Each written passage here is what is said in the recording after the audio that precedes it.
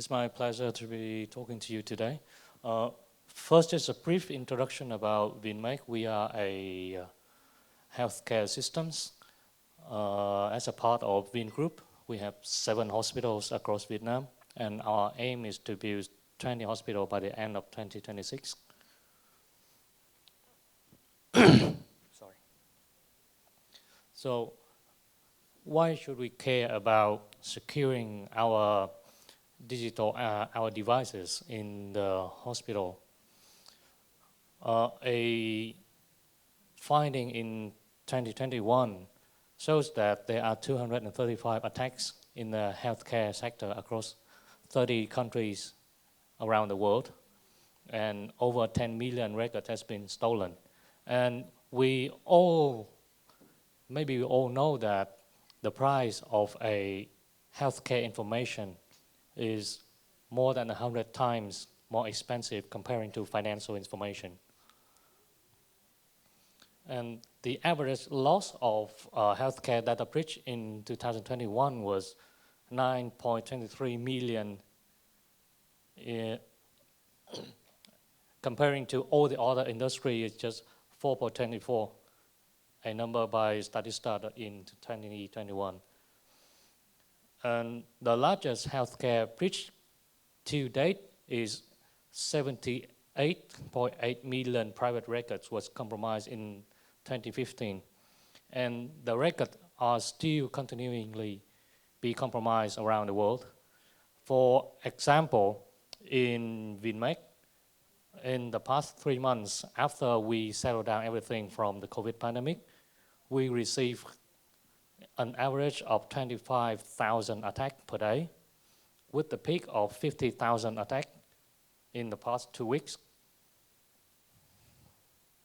So where are those attacks come from? They can come from our online channel. They can come from our devices within the hospital. They can come from our mobile application. They can come from everywhere. There's a situation in our hospitals in last year within the pandemic. We recognized that one of the patients, when they come to our hospital, he tried to plug a USB device to a screen within our hospitals. And with that USB device, there are a lot of virus and a lot of backdoor he wants to install into our system.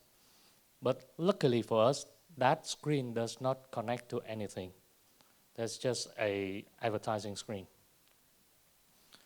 So what should we do to securely implement devices within our hospital? First and foremost, we have to control our purchase. The devices should be evaluated for their security and privacy standards before we purchase. Because after we purchase, there's nothing we can do with that security and privacy standard anymore. We just can improve our internal system, not the device. We also have to build a vendor management program. And within that vendor management program, we have to care about the vendor vulnerability. Why should we care about this one? This is not a very big deal before the pandemic, but after pandemic, we see that there's a lot of companies, they just bankrupt, they go out of business, or they've been obtained by another larger company. And if we don't care about those vendor stability, there might be some time that we just purchase a device and after a couple of months, that company, they close. And no one can help us with, for example, for software programs, we have hypercare, but for devices, we don't have that hypercare anymore. Just imagine you buy a CT scanner and you use it for 6 months. Then the company obtained by another company, and within that obtained contract, there's no continuity of contract renewal or maintenance. So at that time, if there's anything happen to your CT scanner, an attack, or just a breakdown in operation, then you will be in a huge problem. Also, we have to care about contract and license management. At WinMake, we built a contract and license management program. But in the end, we have to expect vulnerability. We have to expect attacks from all the devices, from all the doors that we are open for the public world. The technology, it evolves every day. So even though we try to secure everything, but we don't know what's going to happen in the future. So we have to expect for vulnerability. We have to build our incident management program. And we have to build our code program for that also. The next one we have to care about is data management. In our dream world, all the devices within our hospital are not allowed to connect externally. But that's not true. Most of the devices, they need a connection to, for example, a cloud service, a third-party services outside of the organization. So we have to manage the data. First is the data throughput through all the devices. The data have to be managed and keep it to an absolute minimum. Why we should keep this one at an absolute minimum? For example, there was an attack on our printer 2 years ago, where we see that a printer that's transmitting more than 20 megabytes per second in an hour. So we shut down that printer. Actually, we shut down that sector of the printers. We have a sector of 20 printers. We shut down that sector, we cut it off from the network, and we narrow down. And in the end, we see that there's a printer that has connected to a private owned laptop of the reception. And there was an attack via that private laptop. We have to also install firewalls, and we have to protect our mobile endpoint including mobile phone, laptop, and tablet. Also, in recent days, where we're implementing a lot of Bluetooth low frequency, we have to care about that also. Another thing is encryption. We have to encrypt our data, both for the data in the DC and the transmitting between the DC and the DR. And not to mention about the data that we are sending outside. The data flow management program and antivirus have to be taken care of also. This is funny that antivirus was one of the entry points for attackers in the past couple of years. So what we see here is an example of a not a very good data model, because for the connection, you see that all the connection there come directly into the systems, not via any data model. And the connection layer is actually sitting in below. So this architecture have to be changed. So this is just an example of the, it's a shame to say that, but this is our architecture in the 5 years ago.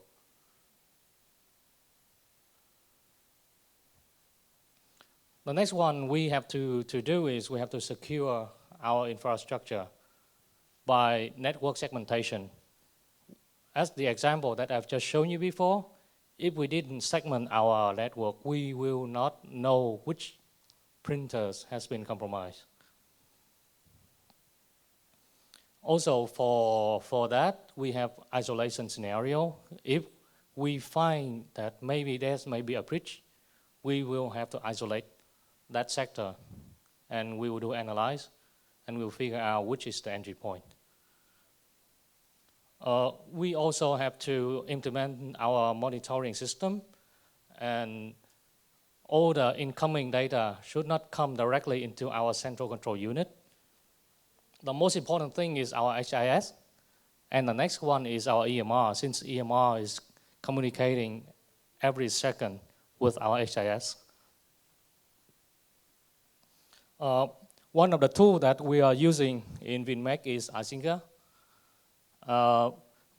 This is just a screenshot of the demo, because I cannot show you the actual connection, the actual screenshot that we're having. But with Asinga, you will see the demographic of all your servers, all the APIs that are connected, and you can monitor your connection here. The next important thing is training and education.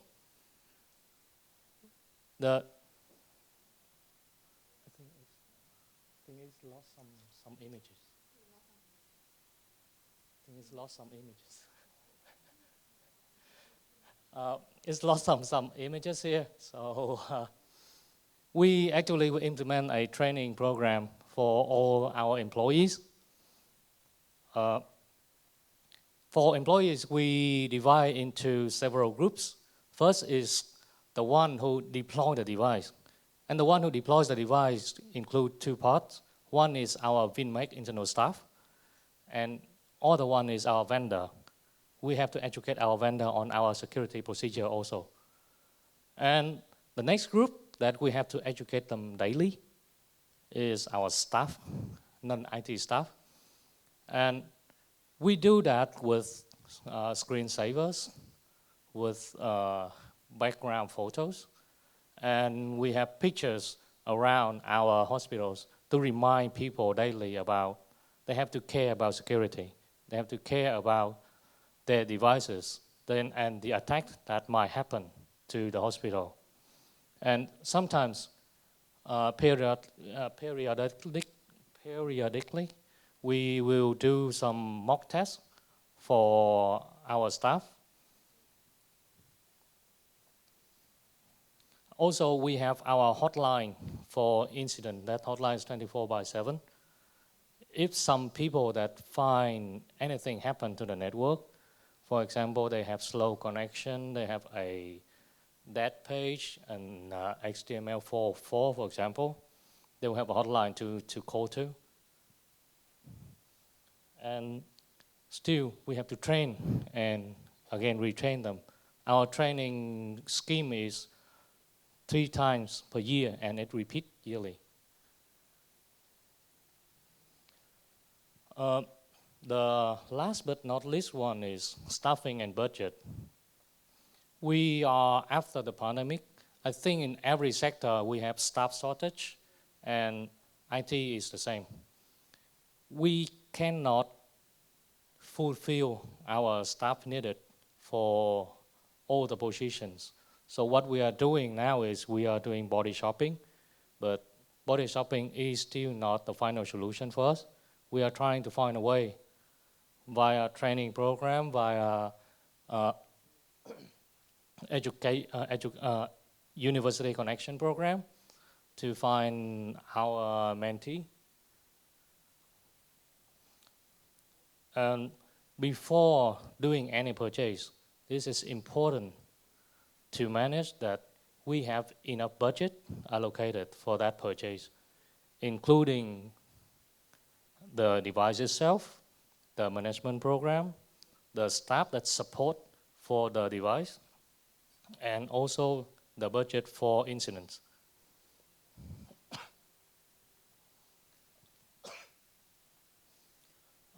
This is my last slide.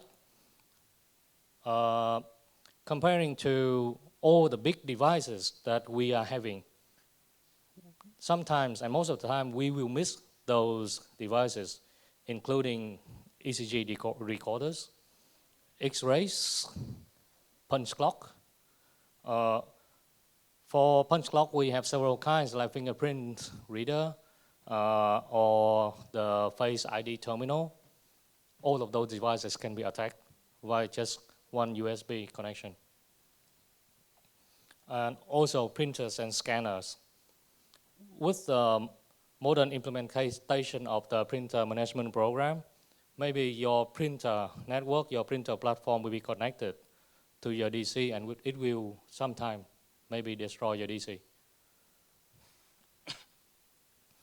All the personal devices have to be taken into account also.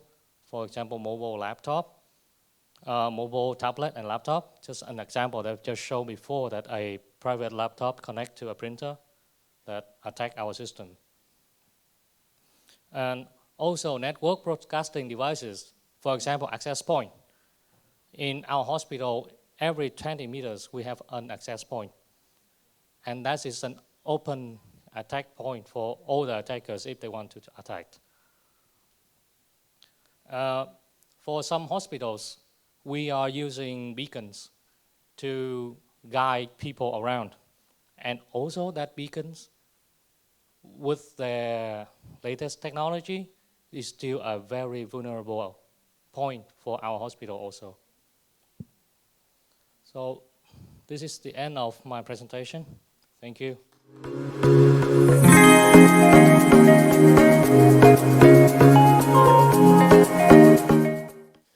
A very good evening, all of you. My name is Naveen Sharma, Senior Executive IT from Astra Hospital, UAE. So I'm here to replace Mr. Padam Sudhar Kafle, the head of IT. He couldn't able to travel here, so I'll take you through the slides today.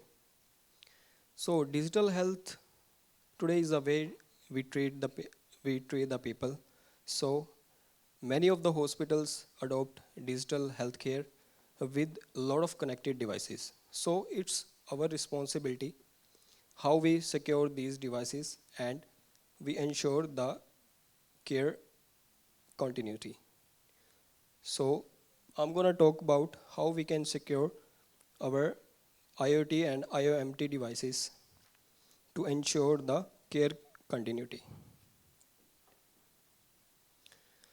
So this is the stats data which is shared by IoMT company scenario, which state that 56% of the hospitals has been attacked in past 2 years. Isn't it scary? So 88% of the data of hospitals data breaches that involves IoT devices. And 47% of the attackers attacked hospital pay a ransom when victimized by ransomware.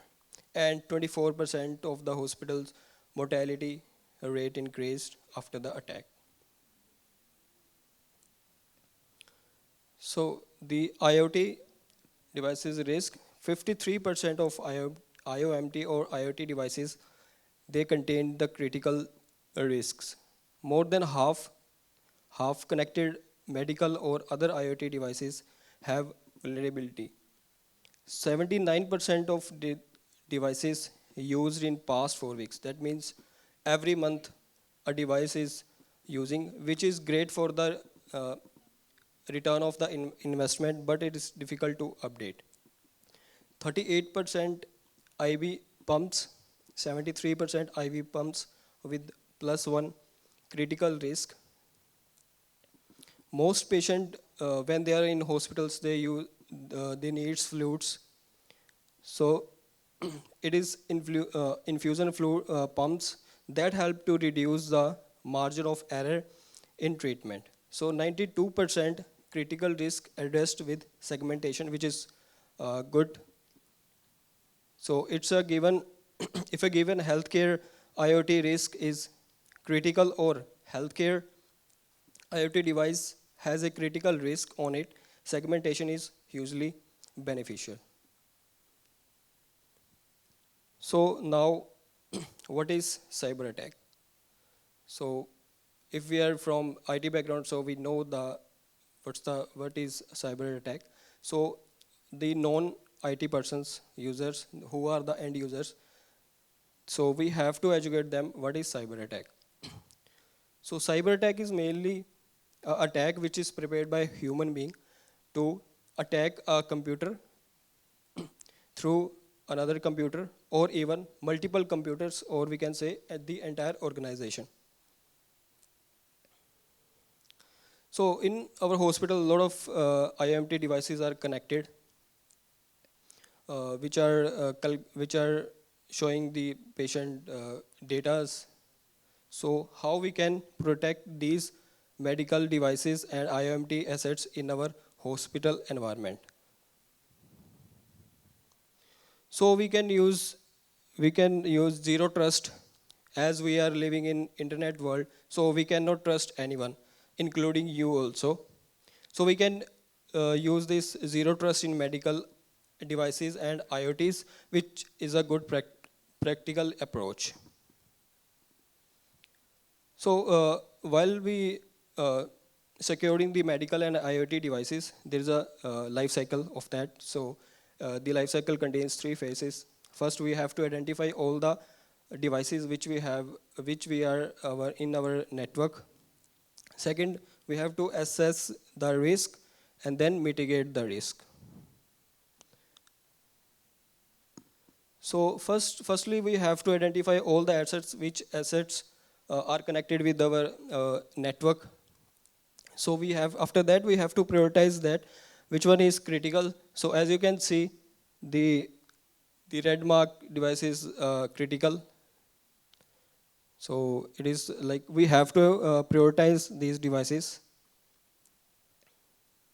So in second steps, we have to assess the risk. So it is categorized in three different categories. First is patient safety, second is patient confidentiality, and third one is service disruption. So after that, assess the risk. So we have to mitigate based on the priority, like what is urgent, if it is patient safety, patient confidentiality, or service disruption. So we have to identify, prioritize, and then we have to mitigate all the risks. So we use AI and the awareness to prevent cyber attacks. For continuity security awareness program should be there, so that end users get educated about the cyber attack and how we can secure our devices from the attacks. So we have to educate our end users. Second, we can use AI to predict our cyber attack. We can use predictive AIs so that to secure our IoT or IMT devices. And third one is restricted access. We can restrict to direct access with our devices or any devices, we can say. So we have to do some authorized process. We have to go through the authentication process. So after that, we can access our devices. So trust no one. We can use this infrastructure also. So trust no one, including you. So we can adapt zero trust infrastructure where we can do not trust anyone. And second one, we can use effective security policies which can secure our network. We can use multi-factor authentication, MFA. We can use PAM, privileged access management. So this is some forecast which is provided by Gartner. So by the end of 2023, modern privacy laws will cover the personal information of 75% of the world's population. By the end of 2024, organizations adopt cybersecurity mesh architecture and reduce final impact of security incidents by the average of 90%. Also, 30% of the enterprises will adopt cloud-delivered secure web gateways, cloud access security brokers, zero trust network access, and firewall as a service. So by 2025, 60% of the organization will be cybersecurity risk will use cybersecurity risk as a primary determinant in conducting third-party transaction and business engagements. So thank you so much for your time.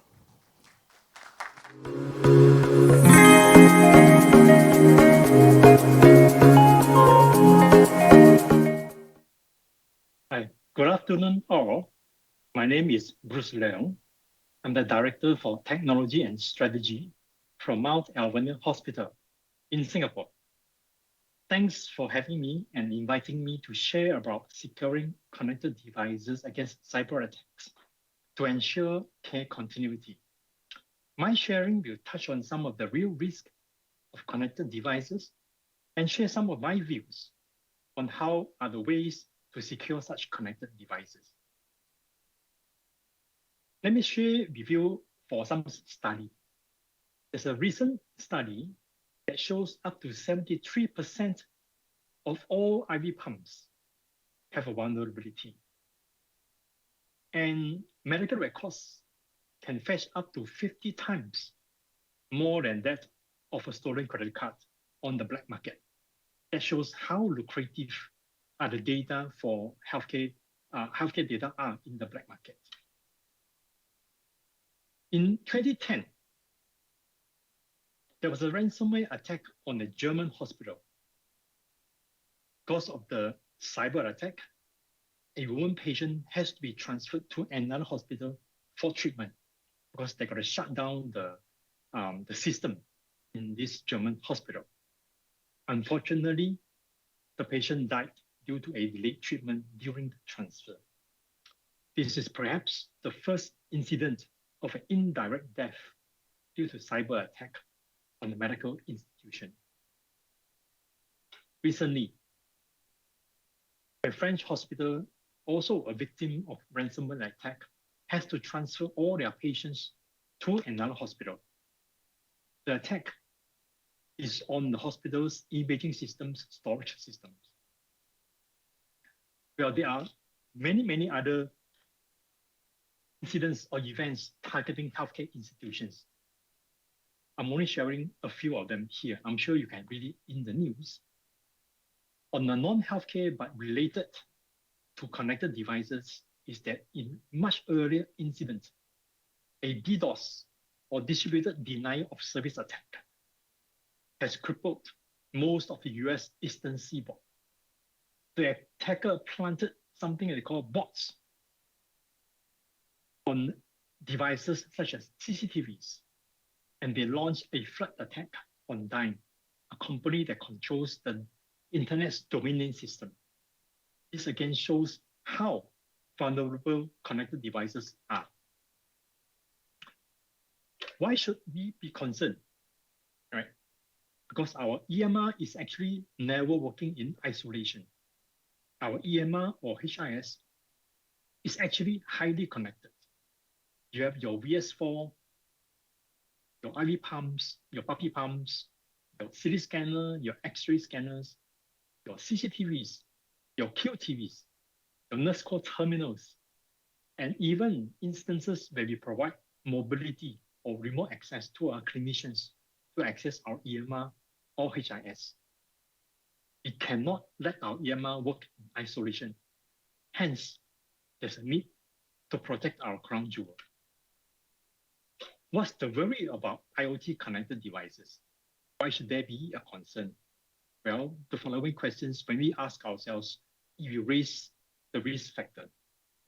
For example, how frequent does your medical device provider releases patches on its vulnerabilities or its bugs?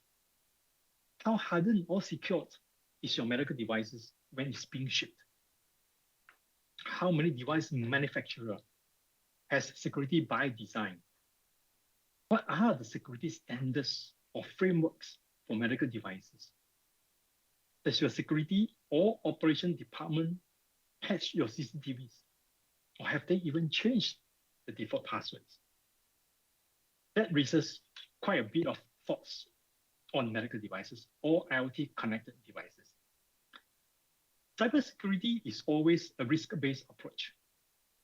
Organizations should always assess your risk appetite and your risk tolerance. How important is your business when considering cyber risk? What is your risk exposure? Would cyber breach result in significant harm to your business? Are you very, very prone to reputational damage from a cyber breach?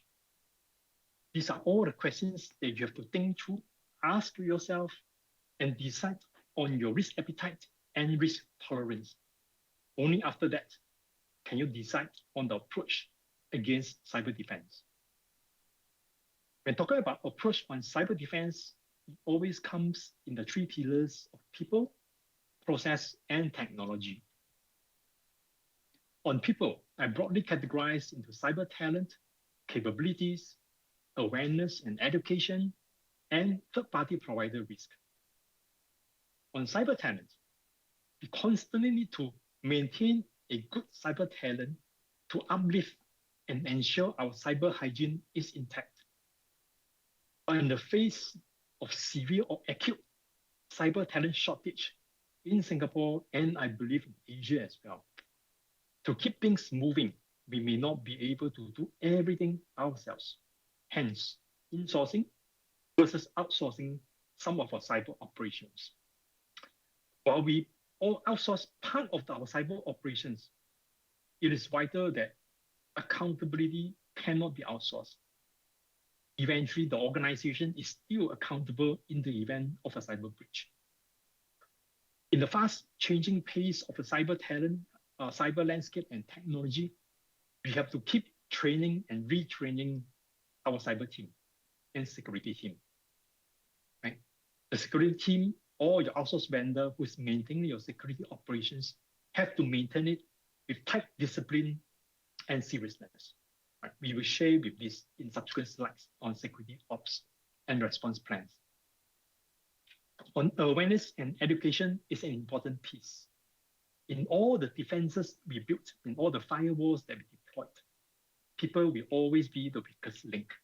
Hence, educate, and keep educating our people on general cyber awareness and raise their alertness level. Well, we see organizations that does extensive staff awareness training, but yet they can still fall prey to phishing emails. Why? Perhaps we should look at the content in our cyber awareness training. Are we focusing on educating the staff on the definition of a spear phishing versus a definition for phishing? Or what is a bot? Or what is a malware? Or do we spend our effort focusing on training them how to spot a suspicious email and what to do? We should not only focus on training our own IT department on cybersecurity awareness or capability. Who is maintaining and managing your IoT connected devices? Your IT team, your operation team, your biomedical team? My job is the IT team alone. Do you park IoT security under IT security team or the facility and biomedical team? We should not work in silo. We should embrace and engage other departments, which is also has a cyber risk, and embrace them and educate them in our awareness training. Third-party supplier risk has been gaining traction in the past few years. Well, partly because it had been neglected many years ago. How do you evaluate your third-party risk? And how do you evaluate your third-party risk? Do you take stock of which are the third parties that are holding on and accessing your critical or sensitive information? Do you monitor them? Do you ensure that the third-party supply is contractually going to adhere to your organization's security practices? And are they accountable and responsible in a breach resulting from their negligence? How do you evaluate cybersecurity posture for cloud providers? How do you ensure that your sensitive data residing in cloud or in SaaS solutions are secure. Well, there are standardization and certification that they can get. For example, your ISO 27000 or your SOC 2 Type 2 reports. Are you happy that your third party's cloud solution provider already have their SOC 2 Type 2 report or ISO 27000 reports? Or do you even ask a copy of their SOC 2 Type 2 reports and see what are the deviations they have in the reports? And from risk point of view, are you okay with the risk? For third-party supplier, do you even involve them in incident response plan and practices? On processes, we broadly categorize into audit, monitoring and detection, SOP and response plans. On the auditing, well, is there a process to audit and review connected device during commissioning and shipment? Are they processed to ensure that when they are plugged into the network, all the vulnerabilities are fixed? In the event that such vulnerability cannot be fixed, what is the risk mitigation measures? Is there a process to do risk mitigation? Right? Do you even have an inventory or stock take on are these IoT devices holding any of your sensitive or critical information? If they do, during servicing or during maintenance, are the disks wiped clean before you send the device back to your supplier? On security controls review, right? When we deploy security controls technologies such as your firewall, your IDSs, your EDR, your antivirus, are you happy just by deploying them? How do you ensure that they work as effectively as planned? Right? Are they sufficient review? Are there sufficient monitoring on how the tool perform to make sure that they're performing effectively? On monitoring and detection, right? Do you monitor your IoT devices? Right? You only know the information that you have on hand. Right? Do you monitor the breadth and the depth? Do you monitor every single devices in your organizations? Or do you focus on your crown jewel?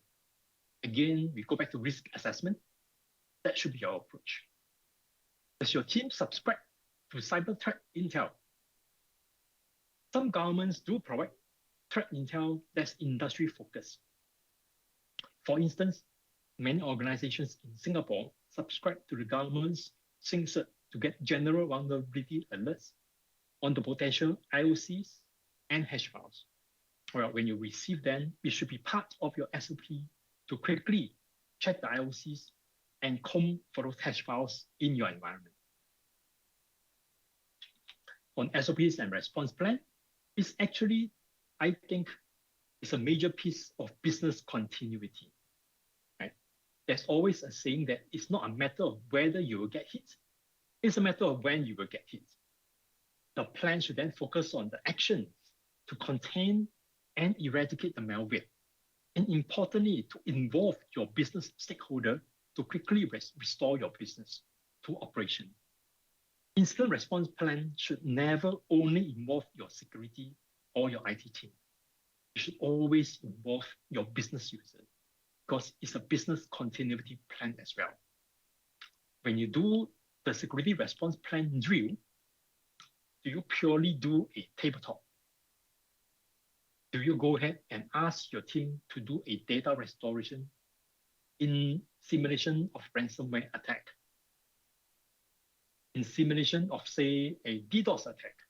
Does your network team know how to act and quickly get the ISP to increase the scrubbing bandwidth? Have you tried, and do you know how fast it takes to restore your data? How fast it takes to increase the scrubbing bandwidth? For example, if you have cyber insurance, you call your insurance hotline at 1 a.m. only to realize that there's a tons of documents to fill, and they'll get back to you the next business day. You will only know when you do the real drill and really call the hotline. Do involve your other teams as well. For example, your IoT team, your operation team, your security team, that's managing your IoT devices. What is your plan when you realize that all your CCTV are compromised? What happens when you have to shut down all your CCTV in your facility? Last but not the least, I shall share about technology on how to secure your devices. I'll touch on network segregation and some protection solutions. As such, there are well-established standards and guidelines on how to secure or harden popular operating systems such as Windows, such as Cisco's, such as some popular Linuxes. What is the guideline or standards to harden or secure IoT devices? Have a standard policy on them.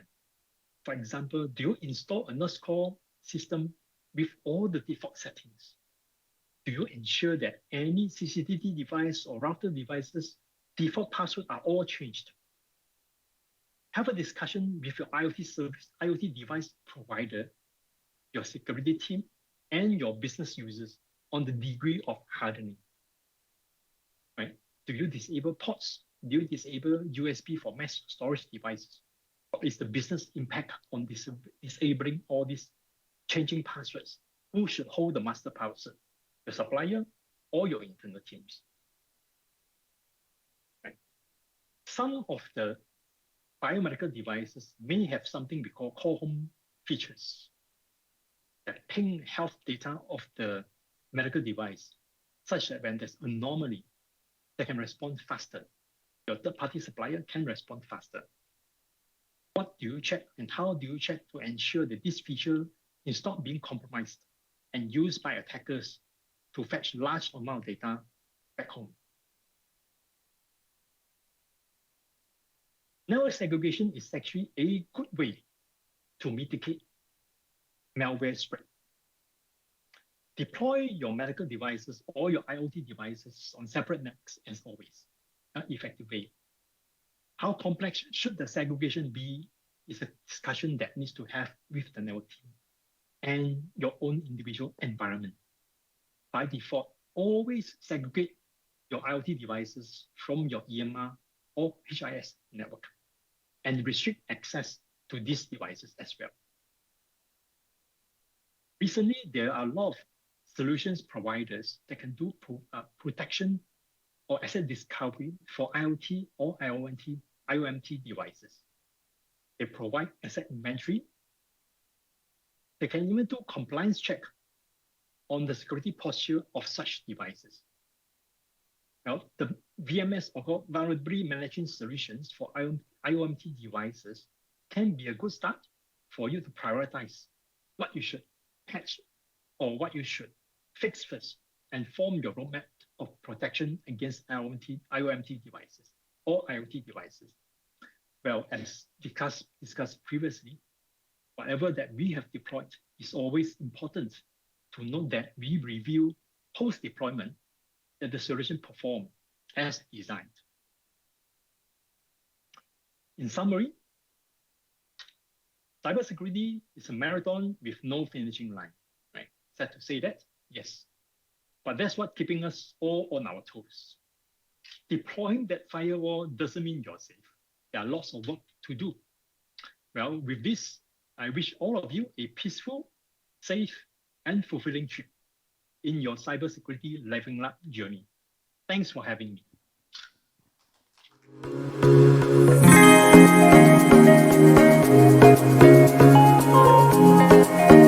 Okay, I think we have them here. Okay, hi Bruce, hi Padam. Great to have you both here today with us live. Hi. So we will be starting our short Q&A session now. Right, so thanks very much to all panelists for your presentations today. So from what I hear from all the presenters, right? So cybersecurity is a pretty big investment, pretty complex. A lot of things are involved. So for a hospital who's just starting on their cybersecurity efforts, you know, maybe they are just starting to look at automation, they're still just starting to get in medical devices. How would you advise them to start where do they start? What is the first step they need to take? So maybe I'll start with Mr. Kwok here, who's here with us today. What would be your advice? Yeah, maybe this question is kind of hard to answer because the you mentioned about a new operated hospital. A hospital that's just starting on their digitalization journey, just starting to look at cybersecurity. Yeah, so to me, the first thing is they have to observe and examine all the devices that they are currently having within the organization. And also, if they don't have a separate team for security, is it the best if they contact with a well-known security firm to help them to audit? And also with that audit, they will know what they have to do in the future. And also, if they want to purchase, there have to be a roadmap to purchase medical devices. And with the application that manage those devices, not only care about the device is expensive or not, but they have to care about the entire budget for that also. When purchasing devices, not just the cost of the device itself, but also the cost of the security that goes into that device. Yeah, the security standard for those devices, the security programs, and also the security personnel for that also. And also, as I said, the budget for managing incidents, they have to spend like 30% of their total budget for incident management also. Right, understand. So I'd like to hear from Mr. Leong, Bruce. What are your thoughts on, what's your advice for hospitals just starting on their security efforts? Hi, can you hear me? Yes, we can. Hi, yeah. I think no different from us. We also just embarked on our digitalization journey not too long ago, perhaps maybe 4 years ago. Cybersecurity for a hospital just started digitalization can form what we call a cybersecurity maturity roadmap. There are many things that you have to do or can do. Perhaps one of the advice of what we have adopted is a crown jewel approach. There are many things that we have to protect. If you have limited time and limited budget, you do a risk assessment as we did initially. And among the management and board, we realized that we should protect our crown jewel first, which is our EMR. Right? We should always protect either our EMR or the assets with the largest amount of sensitive information, which is the most lucrative in the black market. So we start with our crown jewel, and we slowly expand to other ancillary systems and so on and so forth. Of course, your security roadmap or journey, we have enabled in a 3 or 5 year journey, right, with blessing from the management, the board, and the budget, and so on and so forth. So it indeed sounds like a pretty complex enterprise. So I'd like to hear from Mr. Padam as well. Mr. Padam, can you hear us? Hi, yeah, I can hear you. Yes, what are your thoughts on this question? Yeah, so my thought is again similar to the two previous speaker, right? So the cybersecurity today, so especially when we are talking about the healthcare, digital healthcare, right? So the cybersecurity is the part where no compromise. Okay, in my language, we should have a no compromise. It is same like having insurance for your healthcare, right? So it may not require all the time, but whenever you have a requirement, right, so you should be able to use. So the investment into the cybersecurity is equal as we are investing into the other technology or the hospital infrastructure, right? So my advice for the people who are going to start a new healthcare center from the technology point of view. So if you are investing the X amount into the technology, then you'll have to use the double X amount into the to secure your technology. Okay, thanks very much, Mr. Padam. I have a question here that I think ties in pretty well with this first question. So as we have spoken, cybersecurity actually involves more than just the IT team. I think our presenters have emphasized that every staff in the hospital is involved in this journey. So, for example, if you have a biomedical equipment, who should be the one who is responsible for ensuring the security of this piece of equipment? So that might, it's a cross silo sort of process. So I'm curious to hear what are your thoughts and what are the current structures that you have in place at your organization. So maybe I'll start with Mr. Kwok again. Yeah, for us, everything related to cybersecurity is go back to IT. So IT should be the main person in charge for those situations. But at the same time, the person who operate the device have to responsible for that also. That person have to, since he work with the device daily, he will know all the abnormals that currently happening with the device. And his job is to alert. If our monitoring system missed something, then he should alert our IT team. So the person who is operating the device, right? Bruce, how about you? For us, we work in collaboration. We have to acknowledge that the biomedical team will not be so IT savvy or alert to know that what are the hardening standards, right?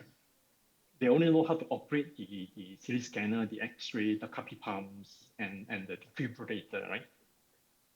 That's why the IT team, we will have to have a conversation with the biomedical engineering team and the supplier. So you end up in our situation, three parties, the security team, the biomedical team, and the supplier were sitting together and analyzing. So the supplier will have to share with us all the configurations, all the settings, all the USB ports, all the ports that are open. The security team will tell you that this one you have to shut, this one you have to control, this one you have to monitor. Do you store patient data on your local disk on your PET CT scanner? So some standards are set. We have to change some contractual dealing with the supplier and say that when we say send the copy pumps or we send some things back to the manufacturer, we have to retain the hard disk, or we have to retain or scrap the RAM. Yeah. So it's a learning journey between the security team and the biomedical team.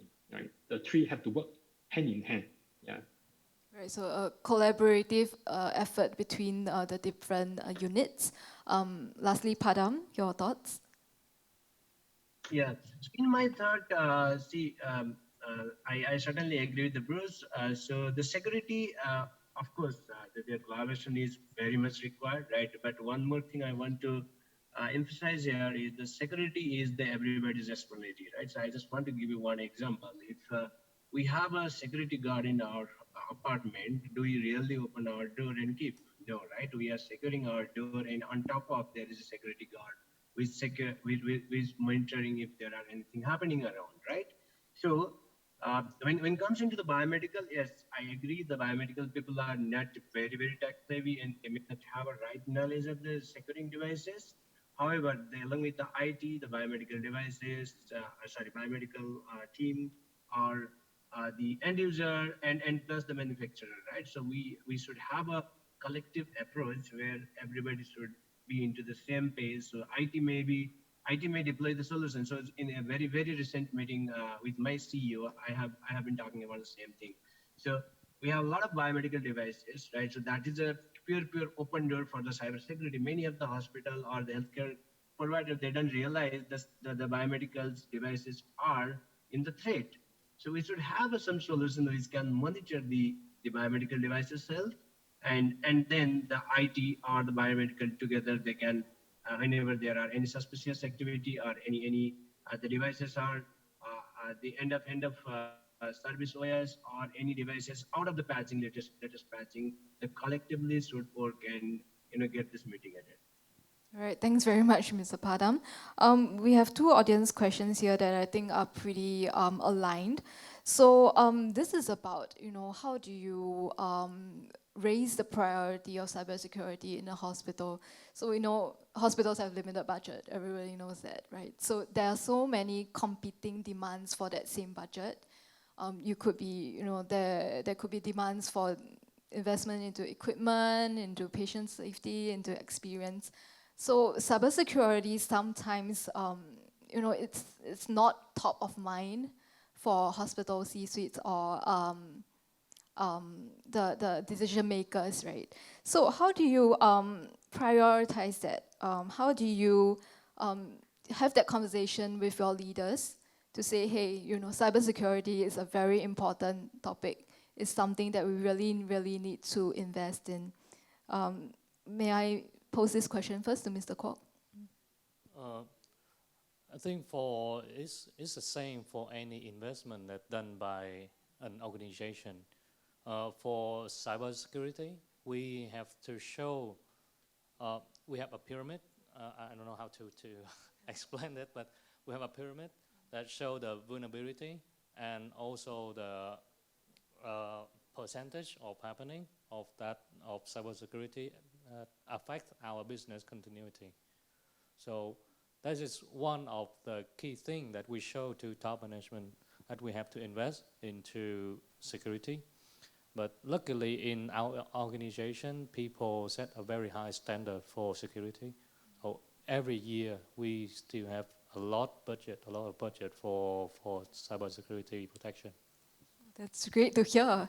Is that the same situation for you over at Mount Alvernia in terms of budget?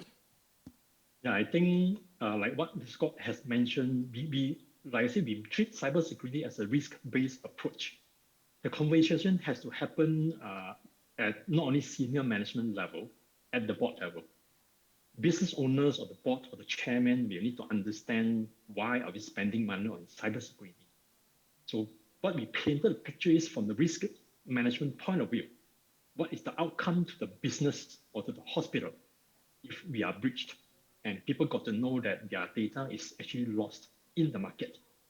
Is it business risk? Is it reputational risk? Nobody will come to your hospital if they know you have a breach.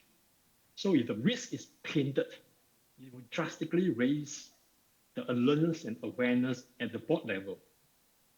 Over the years, we can see a shift that maybe 10 years or 15 years ago, we are the one, IT is the one asking for security budget.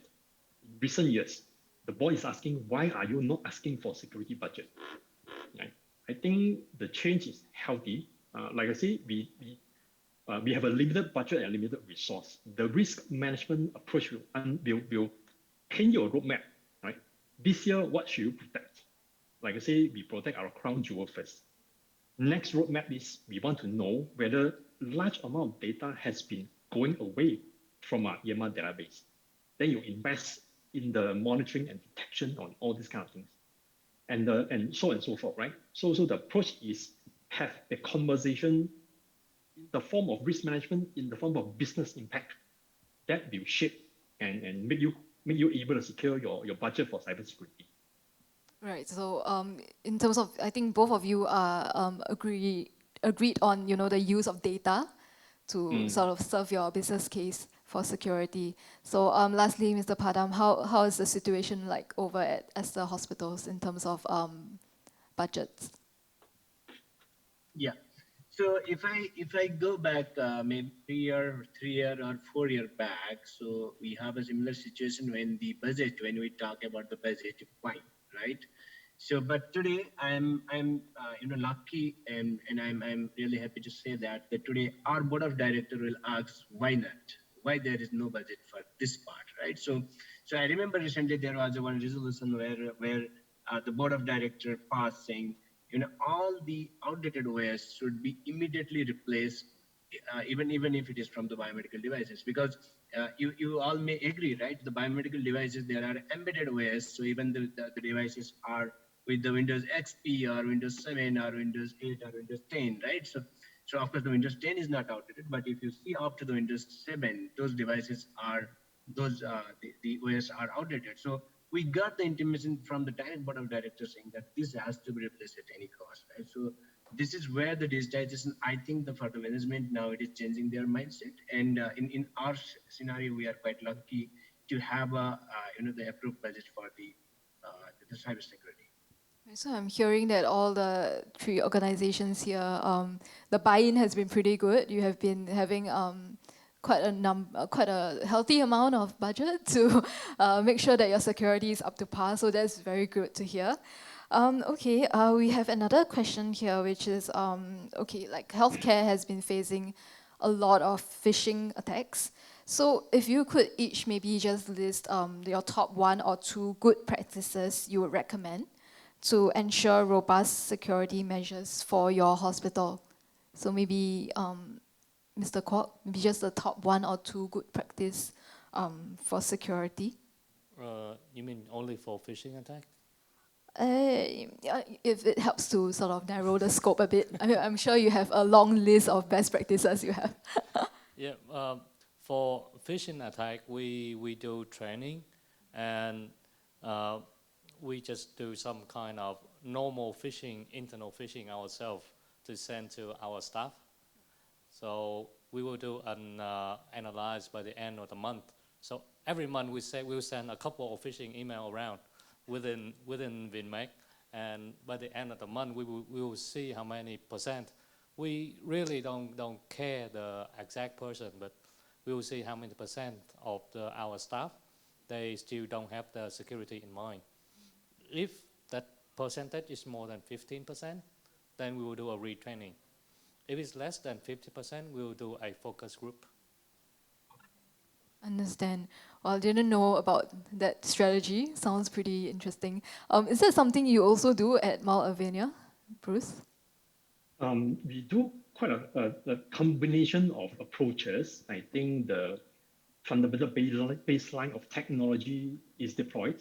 Most email servers have filter capability to filter out, I say 80 to 90% of phishing emails. The remaining 10%, like Mr. Kwok said, we have to depend on awareness, trainings, simulated internal email phishing exercises. So that's what most organizations will do. Eventually, is the difficulty or the realness of the phishing sample. Nobody will click the you want an iPad email anymore, right? People are already very smart. So how difficult do you craft the phishing email scenario? You slowly raise the difficulty or genuinity level, right? And some other thing that you can do easily is to have a so-called external banner. Any email from external party, you have a red color, bright red banner showing that it's from external. That actually helps a lot from them to know. In your awareness, you keep on re-emphasizing, always check who is the sender, those kind of things. And have a policy on repeat offenders. I think have a policy on repeat offenders up to organizations. Some organizations will actually remove all IT access for repeat offenders. Some organizations will have discipline action. Well, that depends on risk appetite. Right. Oh, we see Mr. Padam here on the screen. Are you in your car? All right. I actually have a different question for you, Mr. Padam. Is there any close calls you have had with cybersecurity attacks recently? Do you have any case studies or, we actually faced a pretty severe threat, but we were able to overcome that? Were there any examples of that? So I actually is not with us, but almost 6 months back, we got a very wake-up call from our authority. So there is a authority called Dubai Health Authority. So they are very, very prompt, and they take a very quick action if there is anything. So to be honest, I didn't know the hospital name, but we got the call from the authority, and all the hospital across Dubai we gathered. So there was a concern that recently there are some attacks attempt. It is not an attack, but it is attempt to attack. So then the authorities are really, so they're the one very good example I like about the authorities. They are saying the Dubai is the safe city in the civilization. So you don't need to worry about anything if you are even walking into the road alone the night 12 o'clock. So you are safe. So we want to be as safe into the cyber zone also, right? So that is where. So the one good thing here is, we are getting very good support from the authorities, and they are giving us the wake-up call if there are anything. So in our region, pretty much, so this is what I have experienced in past 6 months. All right, thanks very much. And I think this last question, I'll just like to pose it to Mr. Kwok as well. Were there any close calls you have come across in terms of cyber security incidents at your hospital? Luckily for me, in the past 1.5 years, we don't have any close call, but the number of attacks that we are receiving within our system is increasing. As I just shared through the presentation, we in average have 25K attack per day, and with the peak in the past a couple of weeks is 50K. So there's a lot of attack on our website, on our mobile application. Since now our website is top one in Vietnam for healthcare website already. So there's a lot of attack on that. And the value that people get from healthcare information is a lot more than financial information. That's why people keep on attacking. Right, the value of healthcare data is indeed, has been valued much more than financial data. All right, and that is all the time we have for our Q&A session today. So thank you to our presenters for their insightful sharing, and also to our audience here with us today. So we do have a drinks reception at